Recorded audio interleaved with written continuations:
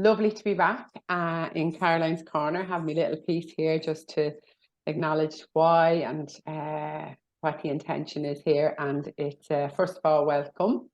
And there's a beautiful, beautiful lady with me tonight, Miss Lindsey. So I cannot wait to see where our conversation goes. And yeah, really, really happy and really, really looking forward to it. So the intention around Caroline's Corner is to create a safe place and to have unique conversations, and most importantly with people who want to, and people who want to find meaning in their lives and in life itself, and to share it and to contribute it.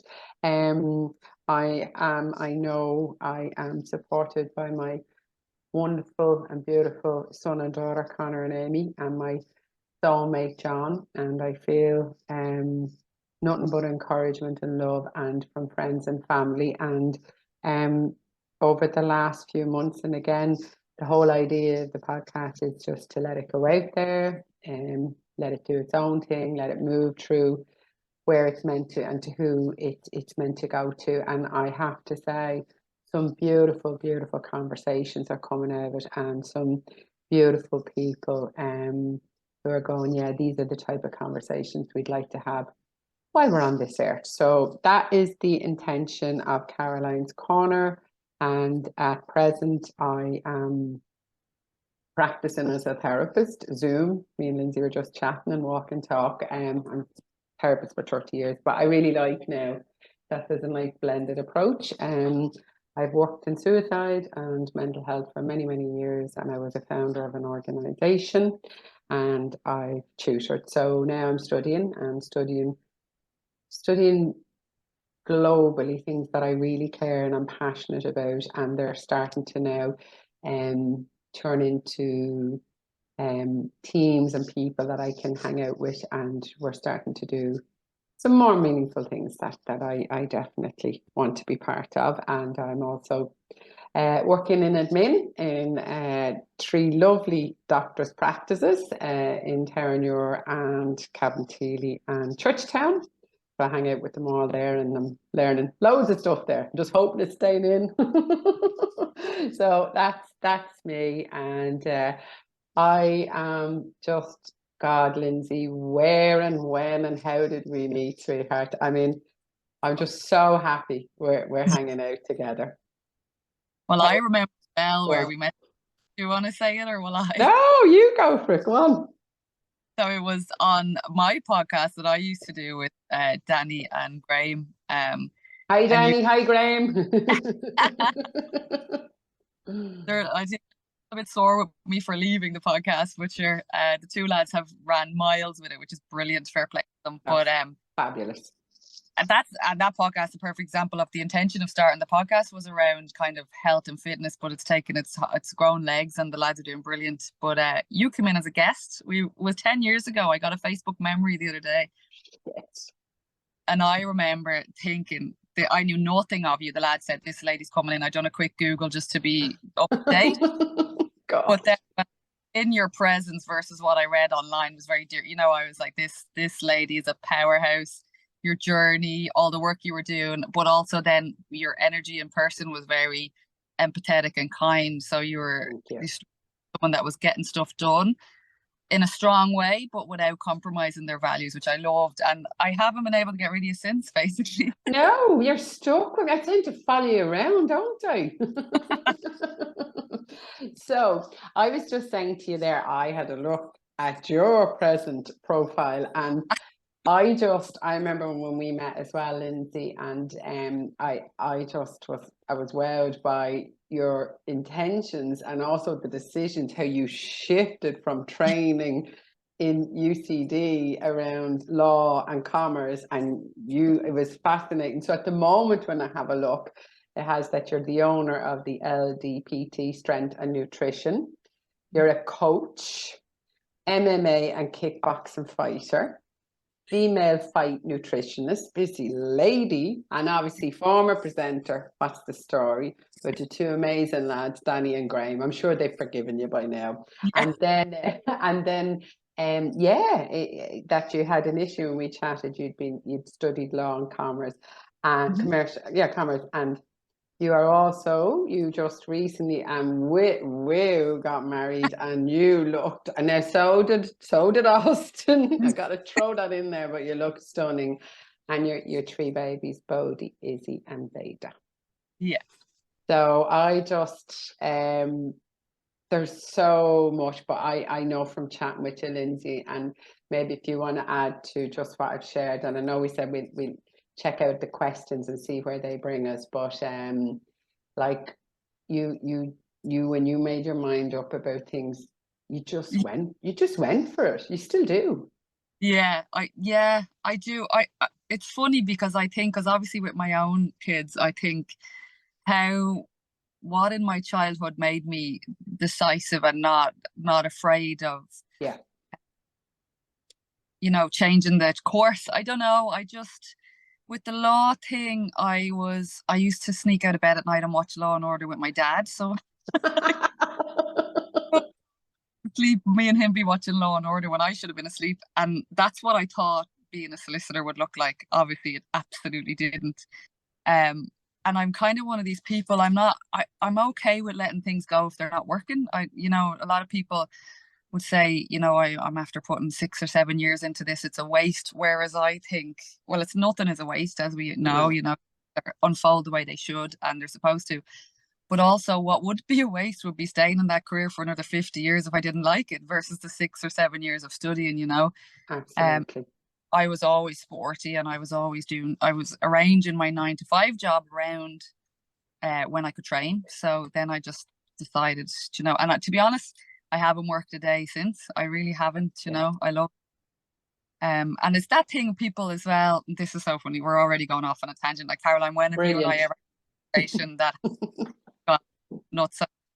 But this idea that people, I say, just because you can do something doesn't mean you should. And like in Ireland, it's, if you got the points for medicine, you should definitely do medicine. But what if being a doctor is your worst nightmare?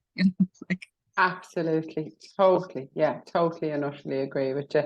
And I was just thinking there as you were chatting, and say, and again, like that, I genuinely feel very privileged that I get to be a therapist, but I genuinely really care. I really like the work, and once there's no old bullshit and all, the usual, all the other hierarchy stuff and all that, and like the amount of people, and it's not, it just is until it isn't. We've got to find our way and our pace in that movement, that are like, I don't like this job, I don't like what I'm doing, and I said, what would you like to rock at? And it'd be very different. And it's like the two strong parts is like that fear of, well, that's what my family or friends, what I should do, that's what I've been told I should do, and also terrified of change. Yeah, we're not good with change. Not good. No. And even with the change in the people around us, sometimes there's resistance to that. In Ireland, it would be like, oh, you're getting notions just because someone's moving. But yeah, that word should it's a big thing. One of the things that I try to live by is to have no shoulds in my life, Yeah. And how do you, and I know I've shared some of what you do, not who you are. How would you feel if we try one or two of the questions and just see where it goes? And are you all right with the pace? Yeah, you work away. I'm okay. Me too. Okay. So, who is your hero? Well, I was listening back earlier on to your episode with Sharon, was that her name? What's it? Sharon, Sharon Bard. She's a darling lady, yeah. And I was thinking about the hero, and her story about her dad was obviously gorgeous. But I have a thing, and this is where I'm probably going to be a bit awkward, is I think I have a problem with hero worship in the world. And I think a lot of the troubles have been from, if you look at organized religion, that hierarchy of someone else is better than someone else. And I very much think we're all equal and we should all be treated as such. Now, I admire people, but when I think about a hero, I kind of draw a blank. Just people that are kind are my heroes. I love people that lead with love. Yeah. Elaborate a little bit on that. Like, so and I get you, as in it's more inspirational and it's more that influence, that soulful bit of, so lead with love. Like, is there anybody or any time that you've seen that globally?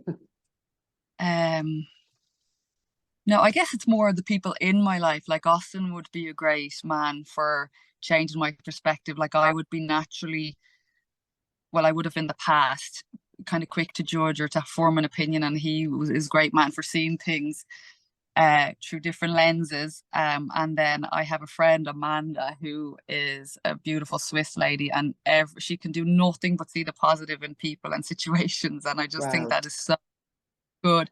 And part of me wants to protect her from that. Like I even see it with Bodhi, my 6-year-old. He's starting to realize the world maybe can be unkind outside of the little world we've created for him. And it's heartbreaking, but also that's what happens, and that's where you build resilience. But that's what I mean. People that see the, like, really see the benefit of it, really see the positive. Like if they're, say it's a road rage situation, they're thinking, oh, maybe that person's in a hurry because there's a sick loved one at home, instead of thinking about what's happening to them in that situation, you know. So that would be it. That I would have some, like, I guess Eckhart Tolle was one of the people that started me on my deeper spiritual journey. I wouldn't call him a hero, but he's definitely been a guide and an inspiration, and he started off a lot of stuff. And I like a lot of his quotes and stuff like that, you know. And one of the that I stays in my head as I move through this life is that he says, you know, it's not the situation, it's your thoughts on the situation. Brilliant. When you're Absolutely. self about something, and I think of that a lot, and that really helps to ground me if there's something going on, or if I'm not being able to be my best self in a situation because maybe I have not slept well because of the baby. Absolutely. I have to say he's a man that I would have a lot of, I think he's such a lovely human being. He's extremely quirky, and Yeah. he's sort of, it is what it is, but he has a lovely way of moving through life, or not moving sometimes. It's like, you know, do you really need to? But yeah, I can see how he would be someone that you could relate to. Yeah. I think Austin and I went to see him live, actually, giving a talk, and I was really curious because, you know, when you're thinking, you have these people, even with authors, even sometimes when you read a book and then you see a movie, you're like, that's not what they looked like. I didn't think that was, you know. So I was like, oh, are we going to regret this now? But his energy on the stage, and we're in the RDS, it's a room full of hundreds of people, and this like short little man just come out, calm as you like, sits down, has a chat with us and leaves, and it was just perfect. I was like, okay, he's walking the talk, you know, which is rare in there, you know. Totally, yeah. And he's in London soon, and it's fully booked out. I was like, oh shit, but I'll get to him when I'm meant to. I'll get to when I'm meant to.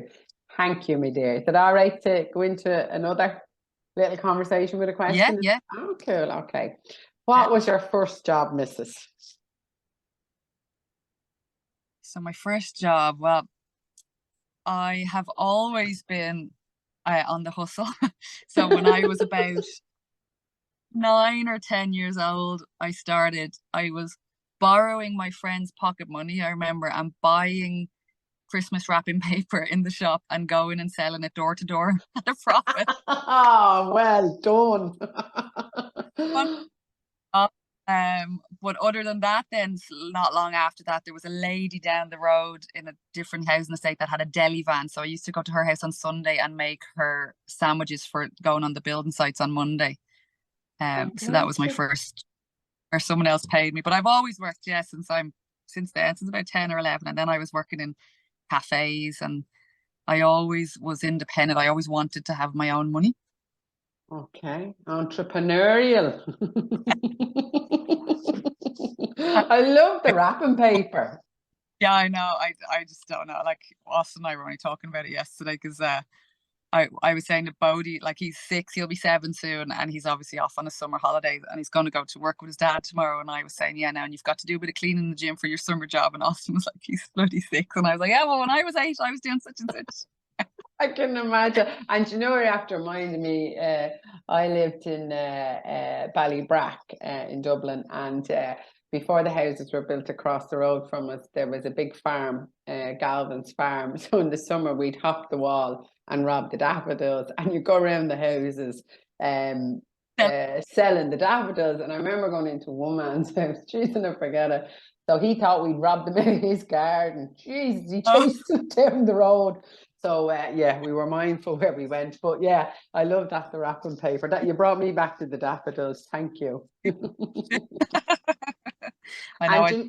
Go on, yeah. I'll always something if I need to make money, I'll make money somehow, you know. Brilliant, brilliant. You were just saying there about Austin and Bodhi. So do you want to elaborate on the job Bodhi is going into tomorrow at 6 years of age?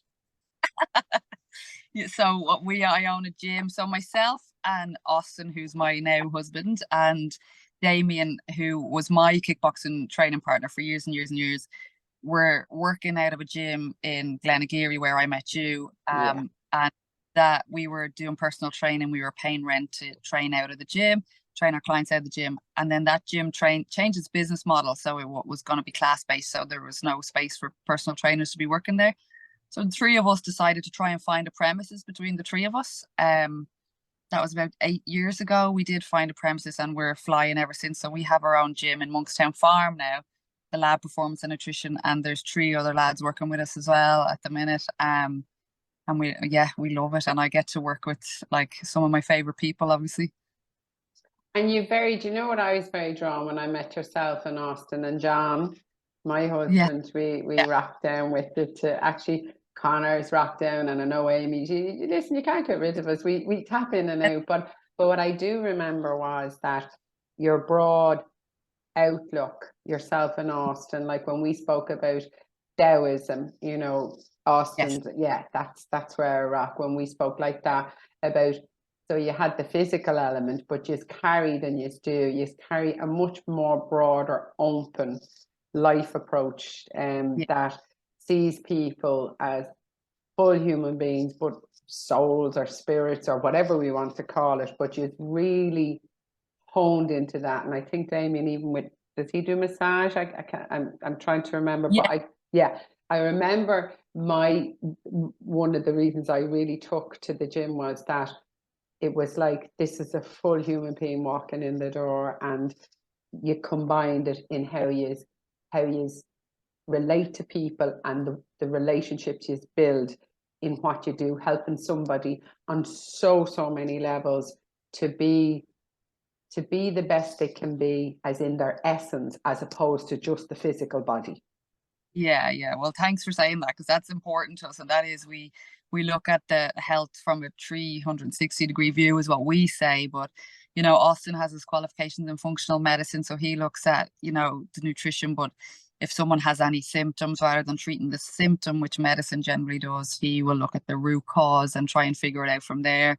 And we always encourage our clients, and it's very obvious, the people that are coming to us, as you're discovering now yourself, is your tribe kind of finds you. And we know when a client comes in and they probably should have gone to Fly Fit, for example, that'll out quite quickly, and they will go to Fly Fit. And like, all of our clients even have become great friends from just being in the gym together. So like, if they're training at the same time, but yeah, meeting humans where they are, seeing them as humans, and giving them the space to talk about the stuff that they also need to talk about. That is, it's really not as simple as just, you know, calories in, calories out, lift some weight. You know, not everybody wants to be a bodybuilder. You know, people are there to be fitter. And I was only talking the other day to a client, and I was training just before she came in, and she was saying, oh, you know, I don't know how you do it. And I was saying, well, to be honest, every time I lift weights, in my mind, I'm making a payment into my pension, because I want to live well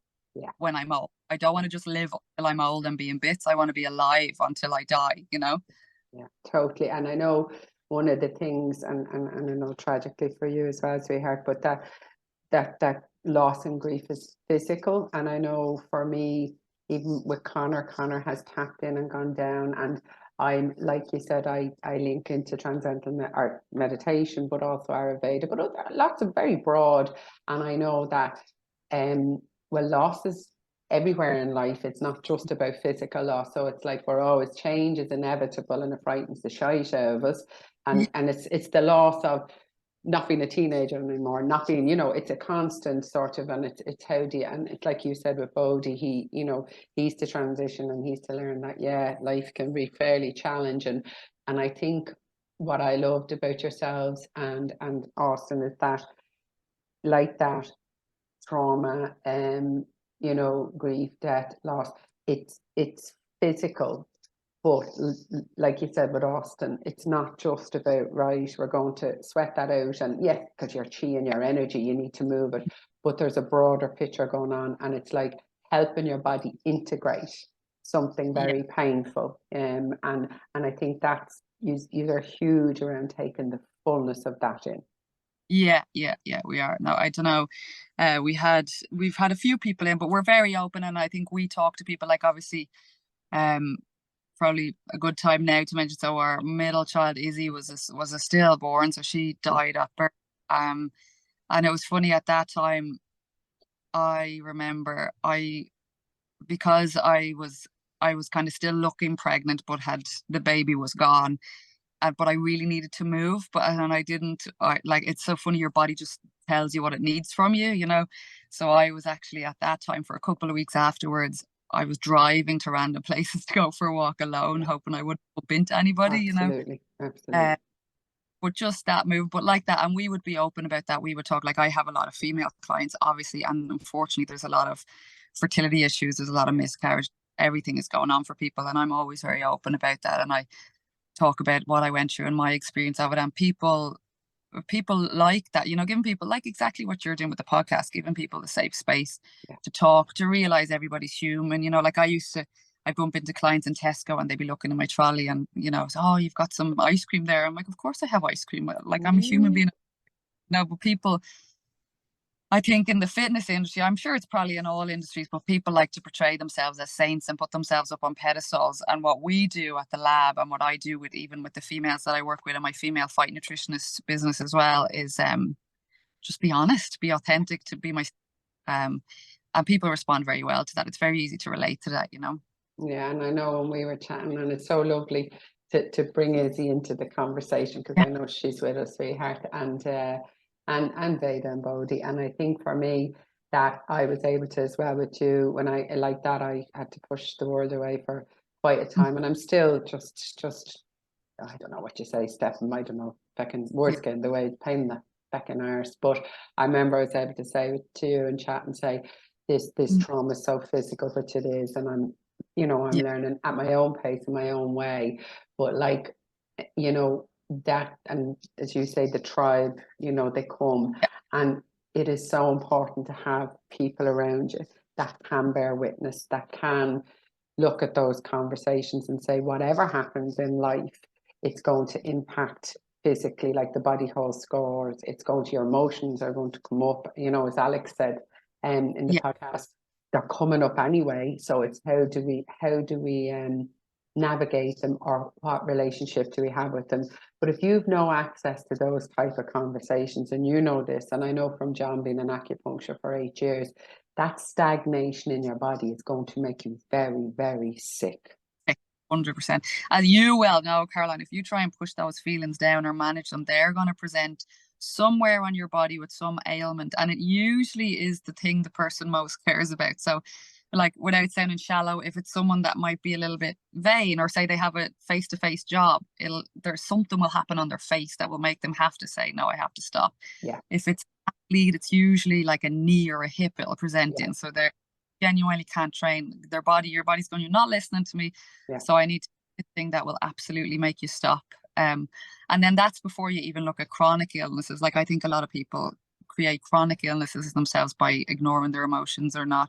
And that's not to say going around indulging in them all the time, but like honor them and feel them. And and then I guess having a large grief happen, it's a good thing, because it gives you, we spoke about this, it gives you a nice sorting system as to who in your life actually matters, or, you know, that can be relied on, because it's unfair to judge people for not being able to manage that level of emotion. It's not for everybody, but it is a great way. Like, for me now, since we lost Izzy, like, my kind of mantra is just that nothing matters. Nothing in life matters except the happiness of me and my family, you know, nothing.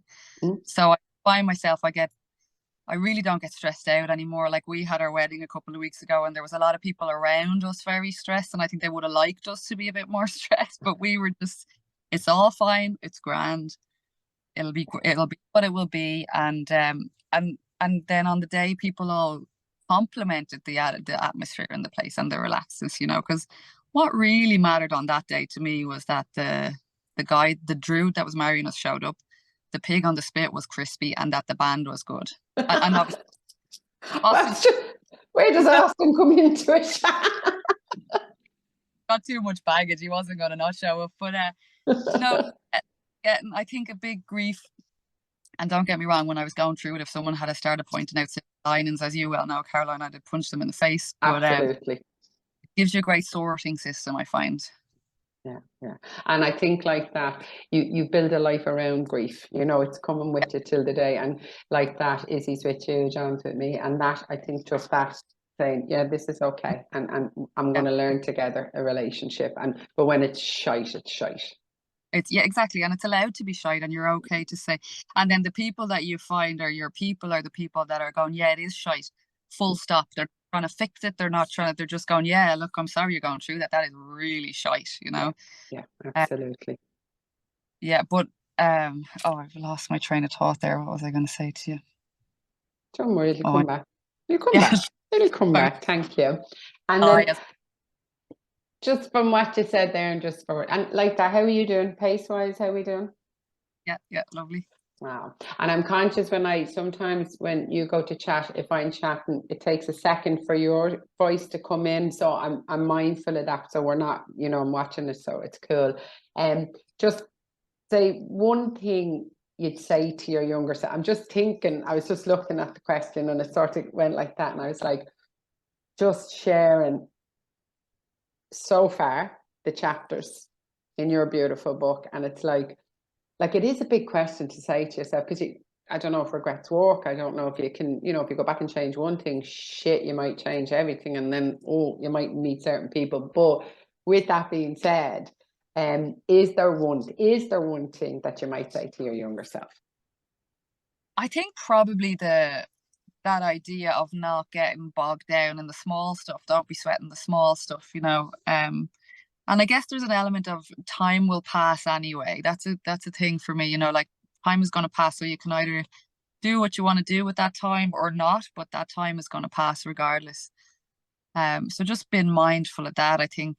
But yeah, just that whole idea that nothing really matters except just being true to yourself and being happy. And I wasn't one for spending a lot of time kind of trying to fit in with the crowd, but I did spend a lot of time because I was a teenager in a weight class based sport. I spent a lot of time trying to be like.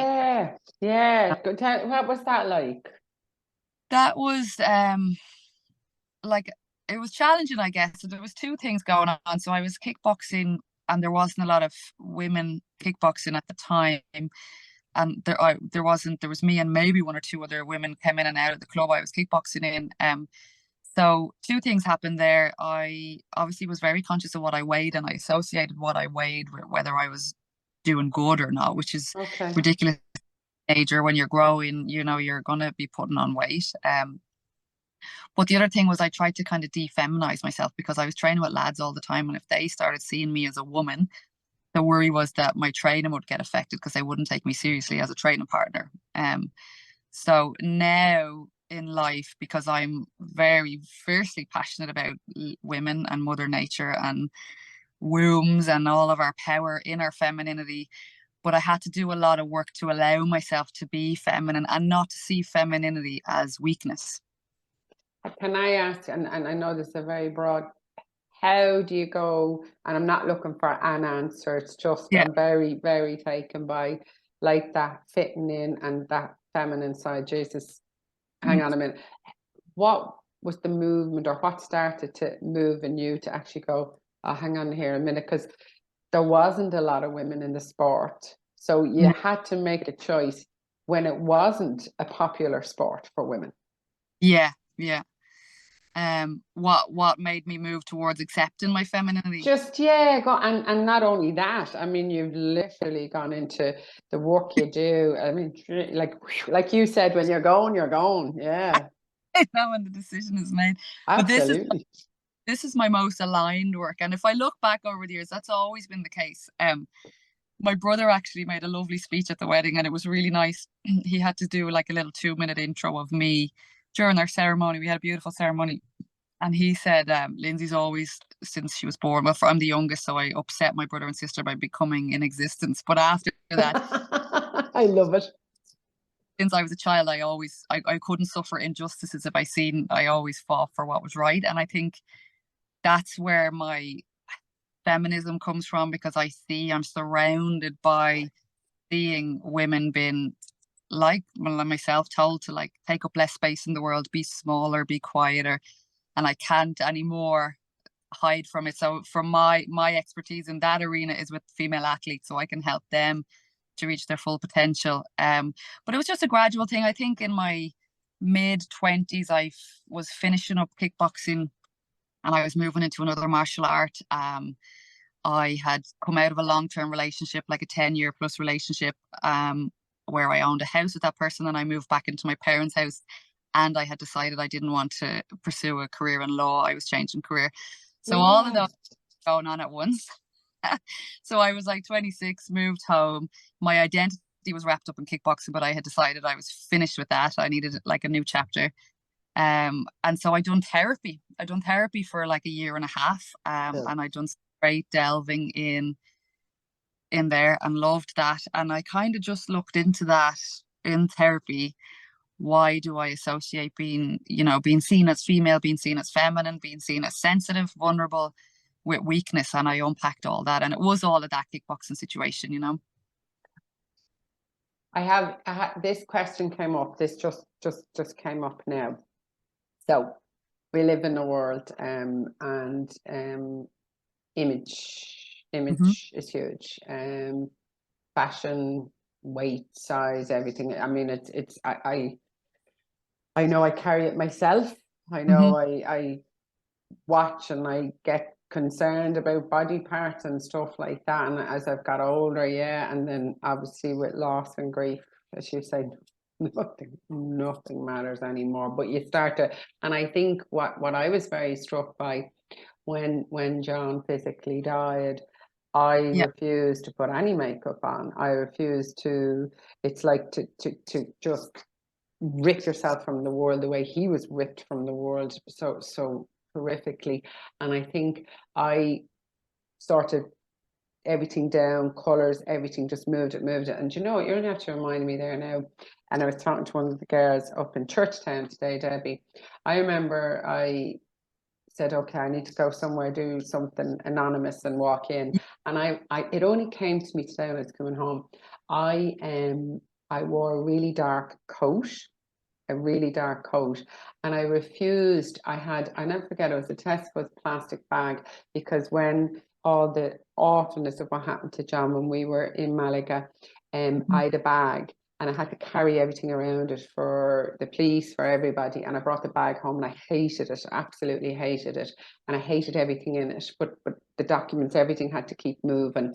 And I remember I put it under my bed for a year. And when I took it out, I just threw it in the bin. But I do remember initially that my image was dark black, take the makeup off, the whole lot. So it's slowly, like I know I have orange on. I can feel the courage and I feel the strength on the days that I can to put the colours back on. That being said, working as a therapist, but also, I have adult children and people around, image and that fitting in, and like, with what you do, what's your thought, what's your heart saying about it? But yet I understand from living it like everybody.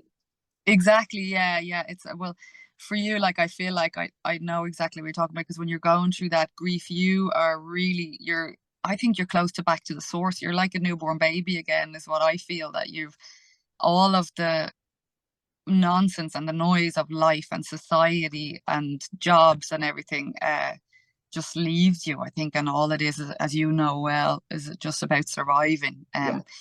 Like I remember talking to you and you were saying you felt like you had no skin, and that really stuck with me, because I think that's a very, very accurate description of how you must have felt. And I remember particularly coming out of Hollis Street after we had lost Izzy. We had a little memorial and we had left her physical body there. and we were leaving, and I remember being blown away that the traffic lights were changing colour. I was just like, how is the world still continuing? And there was people in traffic jams, and I was like, what I described to my therapist at the time was I felt like an alien that had been landed on Earth, and I couldn't relate to anybody except them strangers on the internet who had also had stillbirths, and they became like very, very strong helpers for me to get through that.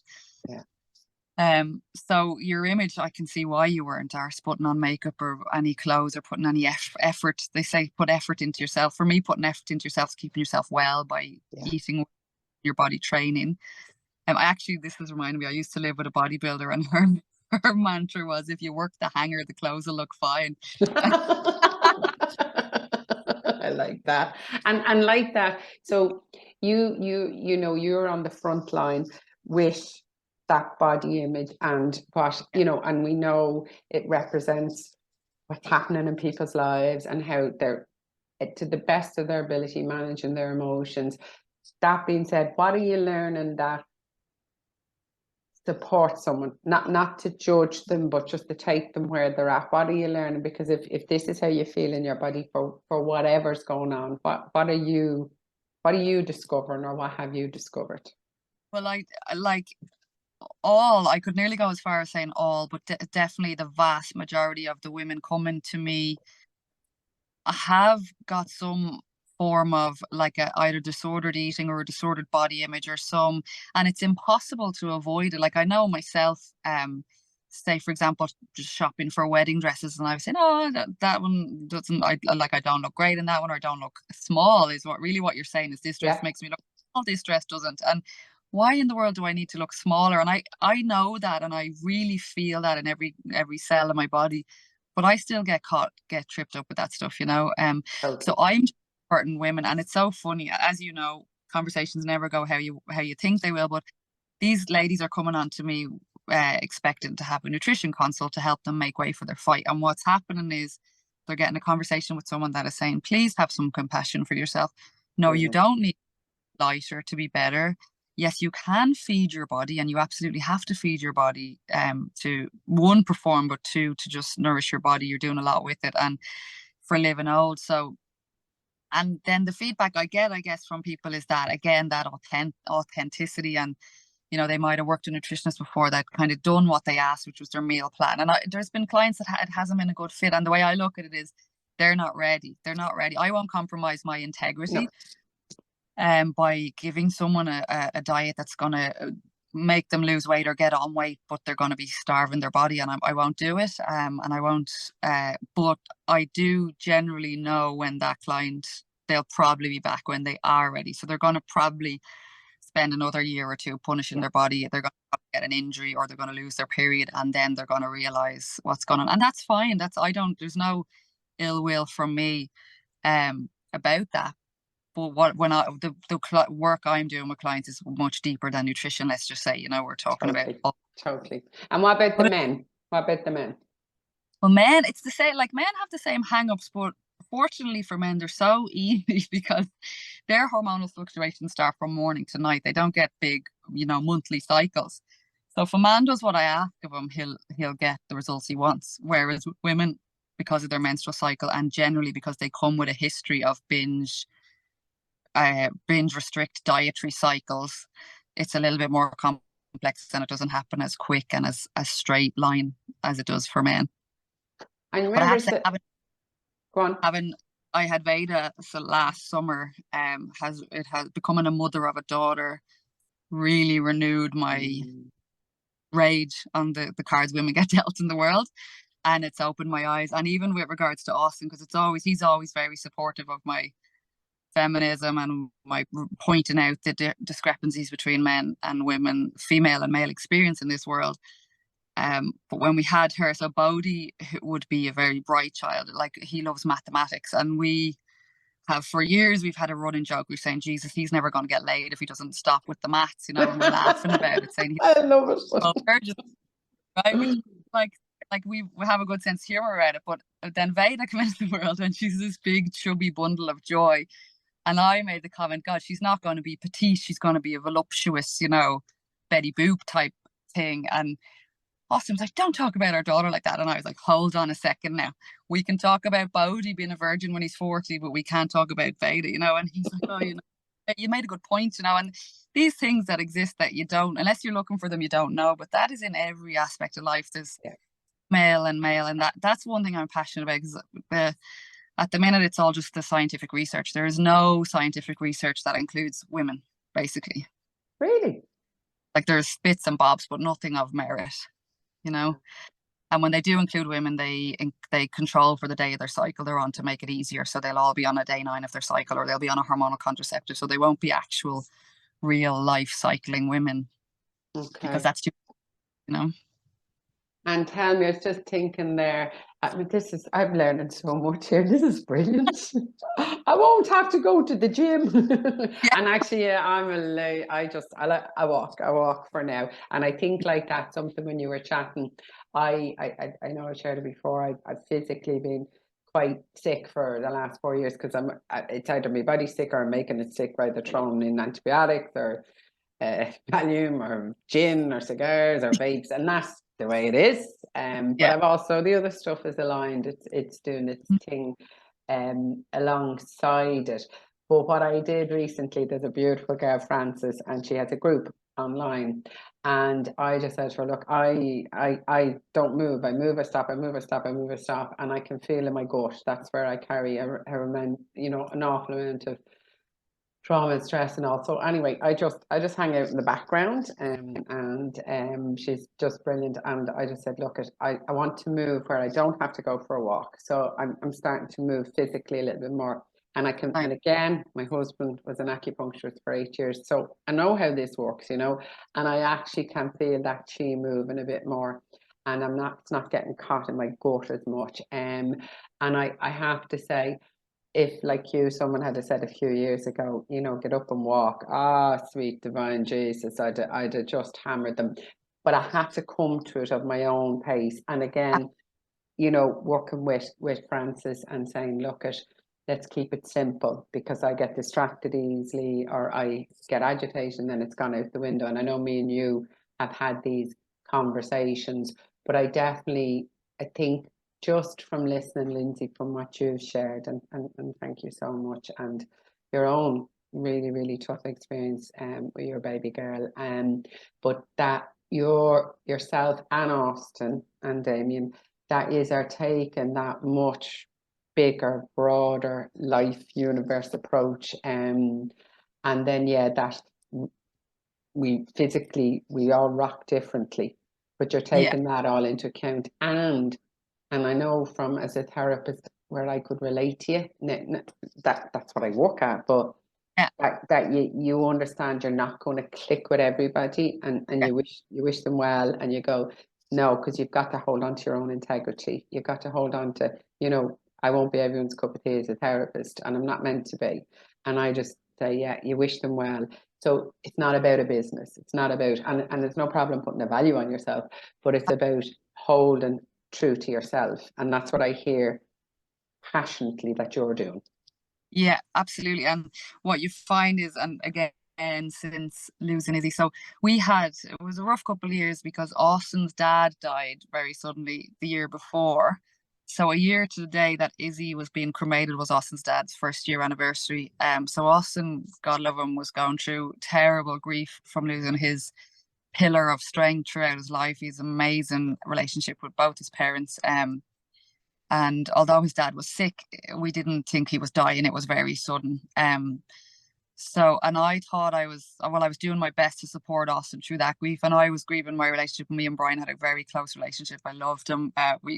We very much clicked from the get-go. Brian also was always hustling. Austin used to call us the two left-handed weirdos. He was left-handed, I'm left-handed. But trying to support him. But then unfortunately for him, he lost me when I then went into my own grief when we lost Izzy, and my ability to support him was very, very limited. Obviously. And then we were talking one day and he was saying, I don't wake up in the morning and say, is this grief over? Is he your dad? You know, I just know I'm in the horror, you know, and I'm really battling through to physically be here. But the energy, as you know well, Caroline, as well, when all of your energy is just to get you through the day, Yeah. your ability to suffer through bullshit or small talk is absolutely zero. So clients that aren't in alignment with your values will very quickly fall away because they're the ones that take all of your energy. Whereas when you've got a client that is in your alignment and it's an authentic relationship that you both have together, it's very easy to work with those clients. Yeah, totally. And I think as well, you know, also, I know I have a responsibility if I feel, look, I'm not the best person Yeah. for you, but can I help you to find, you know, someone else out there? I really, really think that's definitely what it's about, you know, and that people pick up on that, don't they? Absolutely. And that's a skill as well. Like a lot of people would see, you know, if someone wanted to train with me and they weren't a good Yeah. fit, people will think they have failed in some way. Like me as a trainer, I'm not a good trainer because I can't train everybody, or I'm not a good nutritionist because I can't work with anybody. But sure, that's not the case at all. It's like a therapist. I'm always like, anyone I talk to, I'm like, you should go to therapy. Everyone I think should do therapy at some stage, some sort of talk therapy, you know, just to learn some skills. But I say to them, you know, you don't have to stick with the first therapist you go to. I was just talking to a friend there a couple of weeks ago, and she had a spot in life where she's pursuing this career that hasn't really earned much money for her, but it's a passion project. But she also wants to be able to buy a house. So she's like, well, I get it, like a 9 to 5, get the mortgage, blah, blah. And we were talking the other day and I was saying to her, do you know what? You could actually, funnily enough, you could get a 9 to 5 and quit in 2 weeks. Like this idea that people they think they're making this move and it's permanent. Like life, as you know, changes all the time. None of us might be here tomorrow. So Nope. don't really need to commit, you know, putting big effort into a decision that actually probably in a week or two you won't aim, and that's okay. That's not failure. That's just evolution of person, you know. Very much, very much. And listen, I know we're slow. I'm really enjoying this. I'm so enjoying chatting with you. I know we're sort of coming towards the end, and I'll throw it out there, but it doesn't. It's not to finish off or anything. But and I know you said something earlier, but just a line or a statement that stands out to you and why. And I know you sort of leaned into that earlier. Here's a question, right? Probably, Jesus, what you asking me now? So this sounds really daft, right? What did you do with the law? As in, when you done I'm thinking of you watching the program and then going off to UCD and studying. So when I say, I know I'm answering that completely arseways, but I know you get me. What, like, because that was something that you would have brought through your life. Absolutely. But initially, when you're going, nah, it's not for me, like, where could you see it starting to come in, what you had studied? Obviously, it's innately in you. With regards to like the changeover between. Yeah.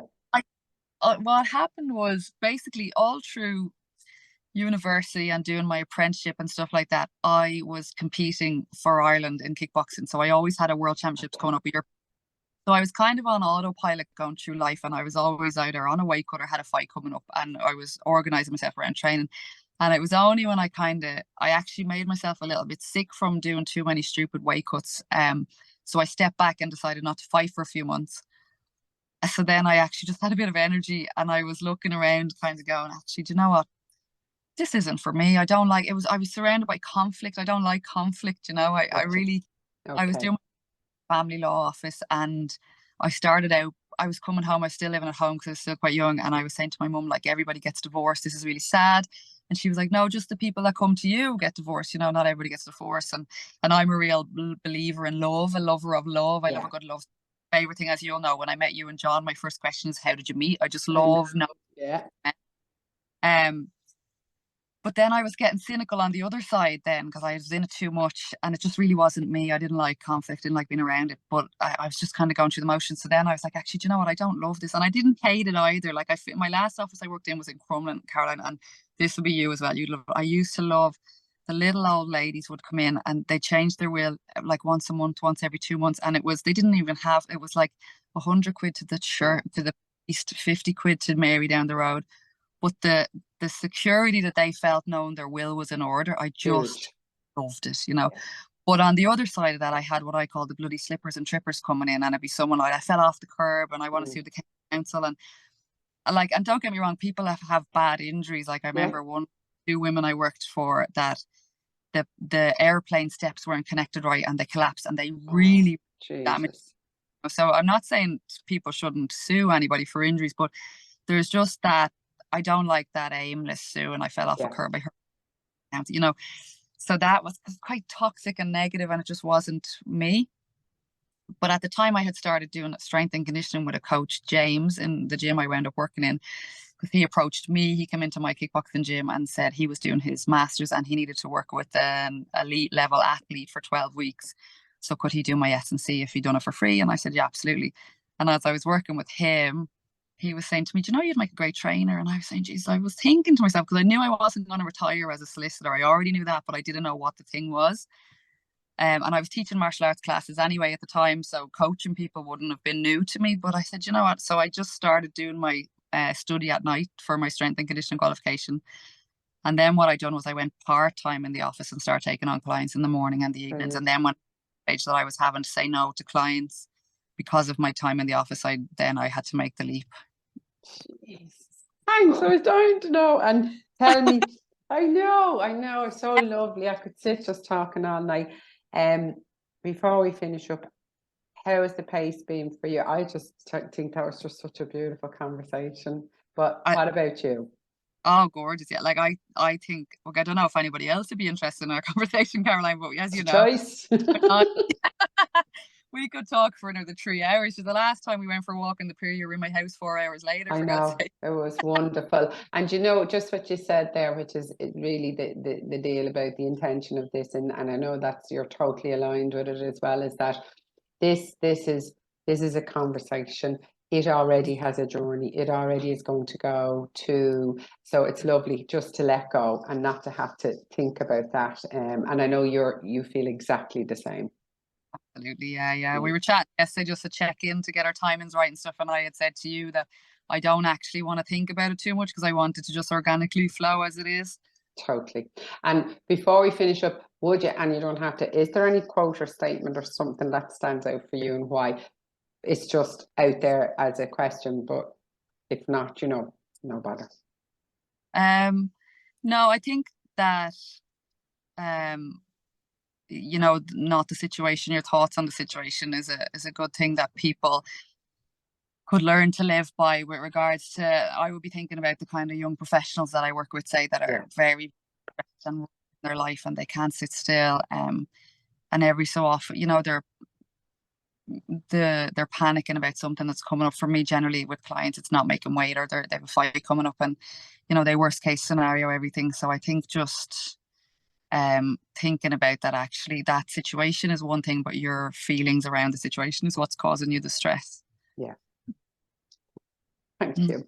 So listen, I just want to say thank you so much. I have absolutely enjoyed every moment of chatting with you, Lindsey, and look forward to seeing you soon. I am sending love to all of your family, and again, congratulations on such a beautiful, you look stunning in Austin as well. It looked like an amazing day, and so congratulations on your wedding, and like that, the best of luck, and we'll keep talking, pop back in again sometime. And you know, sometimes people would say, look, could we hear a little bit more about certain things? And I just say, look, I'll ask the person, and if they're up for coming in again. So you all right if I come tormenting you again? Absolutely, yeah, sure. You know, I'd like to see you anyway and have more conversations, but absolutely, I don't mind if it's on the podcast. And Brilliant. I'm waiting for the podcast to come back, and now I'm devastated that it's going to be me that's going to come up. I'm delighted. I always genuinely, do you know what's lovely about the podcast? Is that I always wait, and I know, okay, I'm going to approach that person and say, so it's not about it being weekly. It's great because it's like there's this vibe or energy where you go, oh my God, I would just love to hang out with that person and have a conversation. So yeah, it's going to be you, lady. So you'd ruin it for kind of put a schedule on it, you know. Yeah, totally agree. Totally agree. I'm very proud of you, and I know John is as well, and I know Connor and Amy. And Connor, I've done my best not to curse at all, so there shouldn't be too much editing for you. You're doing great. I have podcasts. So I'll have work-related podcasts that I listen to at a certain time, and then I have like, you know, romance novel type nonsense that's like brain numbing stuff, and then I have this deep and meaningful stuff. And I'm delighted to be able to add my good friend Caroline's podcast into that lineup that I look forward to. Those thought-provoking. No, we don't have enough of them. We don't have time to have. And thank you for what you said about John and Connor and Amy. That really means a lot. Tearing up a bit, but in a lovely, lovely way. That means a lot.